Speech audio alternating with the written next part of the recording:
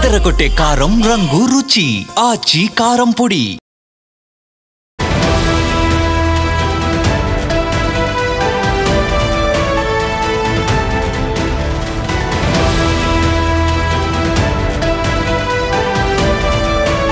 పాకిస్తాన్కు ఇజ్రాయెల్ ఊహించని షాక్ ఇచ్చింది. పాకిస్తాన్ నౌకపై డ్రోన్తో ఇజ్రాయెల్ దాడి చేసింది.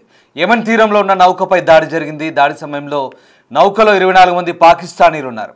ఇటీవలే పాకిస్తాన్కు సౌదీకి మధ్య ఒప్పందం కుదిరింది. ఏ దేశంపై దాడి జరిగినా మరో దేశంపై దాడి జరిగినట్లుగానే భావిస్తామన్నట్లుగా ఆ ఒప్పందం సారాంశం. ఇది జరిగిన కొద్ది రోజుల్లోనే పాకిస్తాన్కు ఊహించని షాక్ ఇచ్చింది ఇజ్రాయెల్. సౌదీకి అణ్వాయుధాలు సరఫరా చేస్తామంటుంది పాకిస్తాన్. దీంతో ఇజ్రాయెల్కు శత్రువుగా మారింది పాకిస్తాన్. ఈ నేపథ్యంలోనే పాకిస్తాన్ సిబ్బందితో ఉన్నటువంటి ఎల్పీజీ ట్యాంకర్ నౌకపై ఇజ్రాయెల్ డ్రోన్ దాడి జరిగింది. దాడితో నష్టం జరగలేదంటూ పాకిస్తాన్ చెప్పుకుంటోంది. దాడి జరిగిన వెంటనే మంటల్ని ఆర్పేశారంటూ తెలుస్తోంది. ప్రస్తుతం హౌతీల నియంత్రణలో రస్ అల్ ఇసా ఉంది.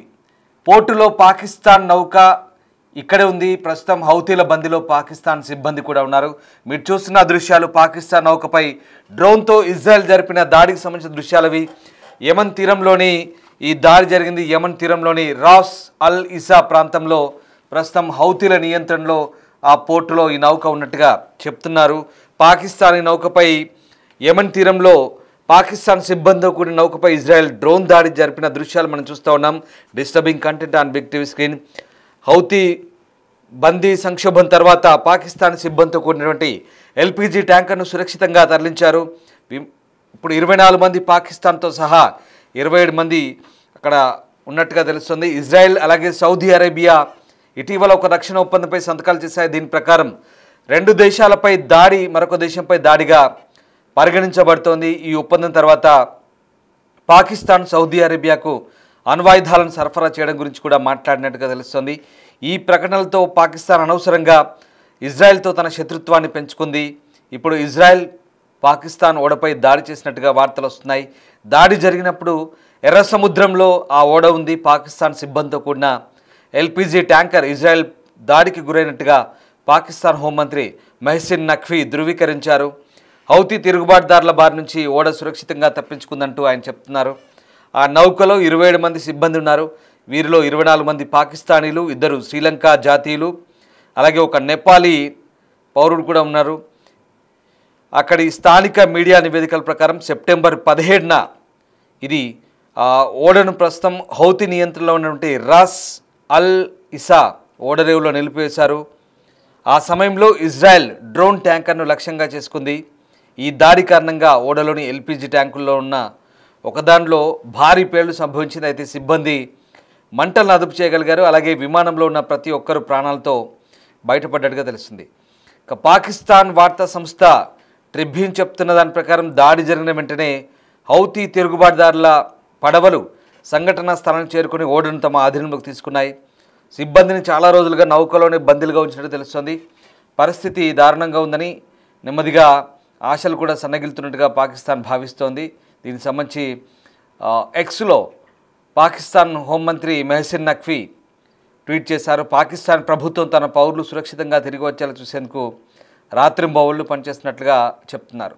ఒమన్లోని పాకిస్తాన్ రాయబారి నవీద్ బుఖారీ సౌదీ అరేబియా అలాగే భద్రతా సంస్థలకు ఆయన థ్యాంక్స్ చెప్తున్నారు. సంక్షోభాన్ని ఎదుర్కోవడంలో పాకిస్తాన్ సౌదీ అరేబియాకు సహాయం చేసి ఉండవచ్చని ఇది స్పష్టంగా సూచిస్తుంది.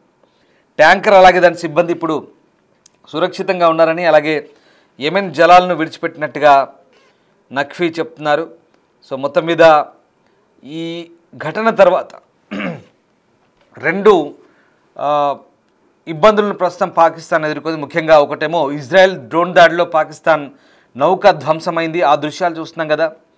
అలాగే ఇజ్రాయెల్ దాడి జరపగానే మరోవైపు ఆ నౌకను హౌతీలు చుట్టుముట్టారు. అదంతా హౌతీలు యెమెన్లోని హౌతీల ఆధీనంలో ఉంది. మనకు తెలిసిందే ఎర్ర సముద్రం అంతా కూడా హౌతీలు పైరట్లుగా మారి ఆ ప్రాంతాన్ని అంతా కూడా వాణిజ్య నౌకలు ధ్వంసం చేస్తున్నారు. ముఖ్యంగా అమెరికా, బ్రిటన్ నౌకలను ఎక్కువగా డ్యామేజ్ చేస్తున్నారు సముద్రపు దొంగలు, హౌతీ దొంగలు. సో దీంతో హౌతీ శిబిరాలపై వరుసగా అమెరికా దాడి చేస్తుంది బ్రిటన్ సహకారంతో. అంతేకాదు హుదైదా పోర్టు, సనా, హౌతీల యెమెన్ రాజధాని అయినటువంటి సనాపై కూడా ఎయిర్పోర్ట్పై దాడి చేసింది. అనేక సార్లు అమెరికా వరుస దాడులతో ఒక్కసారిగా హౌతీలపై విరుచుకుపడుతుంది. అంతేకాదు ఇజ్రాయెల్ కూడా చాలా దాడులు చేసింది హౌతీలపై. ఎందుకంటే హౌతీలు హమాస్కు సపోర్ట్గా నిలుస్తున్నారు. హమాస్కు సపోర్ట్గా నిలుస్తూ ఇజ్రాయెల్ నగరాలపై హౌతీలు కూడా దాడి చేస్తున్నారు. దీంతో హౌతీలపై ఇజ్రాయెల్ కూడా వరుస దాడులు చేసింది. చాలా వరకు ఏకంగా హౌతీలు టెల్ అవీవ్పై దాడి చేసినప్పుడు, ఇజ్రాయెల్ క్యాపిటల్ సిటీ టెల్ అవీవ్పై దాడి చేసినప్పుడు హౌతీలు వాళ్ళపై ఏకంగా మిసైల్స్ దాడి చేశారు. దీంతో ఇజ్రాయెల్ కూడా అదే స్థాయిలో హౌతీలపై దాడి చేసింది. ఏకంగా సనాపై, హుదైదా పోర్ట్పై, అలాగే చాలా ప్రాంతాల్లో హౌతీలను కోలుకోలేని దెబ్బతీసింది ఇజ్రాయెల్. మిసైల్స్ దాడి చేసింది, అమెరికా సహాయంతో చేసింది. బ్రిటన్ చేశారు, అమెరికా వాళ్ళు చేశారు. ప్రస్తుతానికైతే యెమెన్లో ఈ హౌతీల నియంత్రణ ఉన్నటువంటి యెమెన్ని పూర్తిగా దాడుల ద్వారా వాళ్ళని నిలువరించగలిగారు. అంతేకాదు వాణిజ్యానికి తీవ్ర ఇబ్బంది కలిగిస్తున్నారు హౌతీలు. ఆ ప్రాంతం అంతా కూడా ఎర్ర సముద్రాన్ని ఆధీనంలో ఉంచుకొని ఆ రకంగా వాళ్ళపై దాడులు కొనసాగిస్తున్నారు. దీంతో ప్రస్తుతం ఉమ్మడి శత్రువుగా మారాడు ఈ హౌతీలంతా కూడా వీళ్ళకి. సో ఆ రకంగా ప్రస్తుతం ఇక్కడ సరే అదంతా పాత విషయం. ఇక్కడ విషయం ఏంటంటే పాకిస్తాన్ నౌక ఆ ప్రాంతంలో ఉన్నప్పుడు ఇజ్రాయెల్ దాడి చేసింది. దీనికి కారణం ఇజ్రాయెల్ పూర్తిగా ఇంకా వెల్లడించాల్సి ఉంది. బట్ ఇక్కడ ఈ డ్రోన్ దాడి చేయడానికి కారణం ముఖ్యంగా ఇటీవలి కాలంలో సౌదీతో రక్షణ ఒప్పందం కుదుర్చుకుంది. సౌదీకి పాకిస్తాన్ అణ్వాయుధాలు సరఫరా చేస్తుంది, న్యూక్లియర్ వార్ హెడ్స్ని ఇస్తుంది అనేది ఇజ్రాయెల్ ఆరోపణ. ఎందుకంటే ప్రధానంగా ఇక్కడ కొన్ని అరబిక్ దేశాలతో ఇజ్రాయెల్ కొంత సిద్ధాంతపరమైన వైరుధ్యాలు ఉన్నాయి. అందులో భాగంగానే ఇక్కడ ఇజ్రాయెల్ ముఖ్యంగా ఈ అణ్వాయుధాల నియంత్రణ కోసం ఎప్పటి నుంచో దాడులు చేస్తుంది. మొన్న ఇరాన్పై దాడులు చేసింది. అందుకే ఇరాన్ యొక్క అణ్వాయుధ కేంద్రాలను కూడా విధ్వంసం చేసింది అమెరికా సహాయంతో. ఇక్కడ మరి నేరుగా సౌదీతో కానీ పాకిస్తాన్తో కానీ నేరుగా ఇప్పటివరకైతే ఇజ్రాయెల్కి ఎలాంటి పోరాటాలు కానీ శత్రుత్వాలు కానీ లేవు. కానీ ఇప్పుడు కొత్తగా ఈ దాడుల తర్వాత కొన్ని కొత్త పరిణామాలు ఉత్పన్నమయ్యే అవకాశాలు కనిపిస్తున్నాయి. రైట్, మొత్తం మీద అయితే పాకిస్తాన్కి షాక్ ఇది.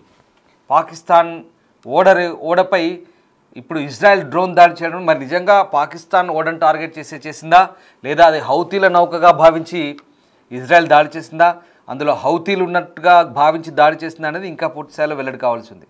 సో ఈ దాడి జరిగిన తర్వాత దాన్ని మళ్ళీ హౌతీలు చుట్టుముట్టడం, హౌతీలు వాళ్ళ నియంత్రణలోకి తీసుకొచ్చి అందులో ఉన్న సిబ్బందిని అందరం కూడా బంధించారు. అంటే ఇక్కడ హౌతీలు పాకిస్తాన్లకి ఏం సపోర్ట్గా లేరు. వాళ్ళ పనంతా దోపిడీ దొంగల పని. అక్కడ ఉన్న సిబ్బందిని కంట్రోల్లో పెట్టుకోవడం, బెదిరించడం, వాళ్ళని నియంత్రించడం, దాన్ని దోచుకోవడం. సో ఇక్కడ పాకిస్తాన్ కూడా వీళ్ళతో సమానమే. బ్రిటన్, అమెరికాలో ఎలాగో హౌతీలకు పాకిస్తాన్ ఓడ కూడా అంతే సమానం. వీళ్ళని కూడా బంధించిన పరిస్థితి. సో మొత్తం మీద పాకిస్తాన్ ప్రస్తుతం సౌదీ అరేబియా, ఓమన్ వంటి దేశాలకు తమ పౌరులను సురక్షితంగా తరలించాలని పదే పదే విజ్ఞప్తి చేస్తుంది. ఒకవైపు ఇజ్రాయెల్, మరోవైపు హౌతీల మధ్య పాకిస్తాన్ చిక్కుపోయిందని, ఇది రెస్క్యూ మిషన్ను కొంత కష్టం చేసిందంటూ నివేదికలు చెప్తున్నాయి. ఈ దాడి ఎర్ర సముద్రంలో వాణిజ్య నౌకల భద్రతకు ఉన్న తీవ్రమైన ముప్పును మరోసారి హైలైట్ చేస్తున్న పరిస్థితి. సో మొత్తం మీద ఈ వ్యవహారం అంతా కూడా ఇదే ఇందాక నేను చెప్పింది అదే. ఇక్కడ ఇజ్రాయెల్కు అటు హౌతీలకు మధ్య పాకిస్తాన్ నౌక చిక్కుకుంది. హౌతీలు ఏం పాకిస్తాన్కి సపోర్ట్గా లేరు. వాళ్ళను నియంత్రించారు, కట్టడి చేస్తున్నారు.